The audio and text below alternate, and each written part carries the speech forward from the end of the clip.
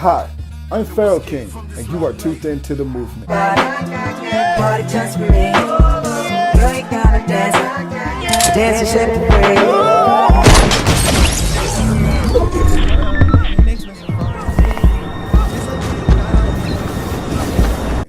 .xyz. So, my friends, I have a conversation for you, man. We're gonna get it in. This conversation, my friends, is gonna be about George Van Tassel. Now, this guy is very interesting. His story goes into detail about his experiences, right? Coming into contact with the extraterrestrials by his airport strip, which was located by Giant Rock, which I've been to before, and I've also been to the Tegatron before as well, but those are totally different things to talk about. Well, not really, same thing, tomato, tomato. But anyway, so this guy, if you never heard of him, once again, his name is George Van Tassel, and he's going to be talking about time travel, but I'm not sure if I got the part with the time travel or if this is going to be more about when he met the UFOs. I believe this is the part where he's talking about when he came into contact with the UFOs by Giant Rock. I believe that's near Yucca Valley, I'm not sure. So this is really interesting though, man. Splash, splash, splash, splash. I love watching stuff from the 60s with that old black and white and grainy look, and it just has some type of quality of honesty to it, even though it could be a lie, totally a lie, you know? But still though, just because it's in black and white, so it just makes it cool. Yeah, anyway though, the information that he's talking about, telepathy, messages from extraterrestrials, and creating geomagnetic like energies to heal people, and I mean I've been there before, like I said, dude, this stuff is really interesting. So after this, man, check out the Tegatron, which is located in Landers, California, which is really dope, man, and we're gonna get this in, man. You ready for some aliens, my friends? Kick it out. Kick it out. Kick it out. He needs some milk. Let's get it. Okay. Jack, the formula came from a ship that landed at my airport in 1953 on August the 24th, which had 4 people aboard it that came from another planet. I'm breathless. Well, you're not only I'm breathless, breathless. I was breathless. But I'm cynical, too. Well, that's fine. You That's can the way hear it to in be. his In voice, fact, I'm a man. bigger Super skeptic than cynical, you man. are of many things. I'm an unbeliever. Convince me that this really happened to you. Well, this thing is very similar to a thing that's happened in our biblical records, where a Lord presented Moses with a pattern to build a tabernacle. They came out of the sky, they handed him stone tablets, and this phenomena that's taking place today is as old as our history, as our civilization. This isn't anything new that's occurring. It's something that's being continued in another time of crisis, when conditions affecting the people of this planet are reaching a point where somebody has to take care of the situation. Now, I don't intend in any way to be disrespectful or blasphemous, but do you feel, and I know you're not an evangelistic type, do you feel that you're some kind of Moses receiving a new word?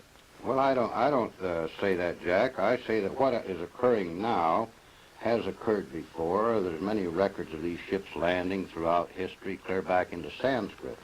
And there are records in the 1898 Chicago newspapers that covered the front page for 3 days of a big ship setting over Chicago.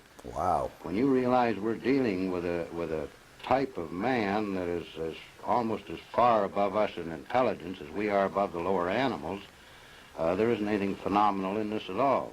Now, you say casually, because this is your life's work now, ships. Now, you mean flying saucer, don't you? Well, a flying saucer was a name the press put on this thing, and actually what they termed a flying saucer was nothing but a scout ship from the big carriers.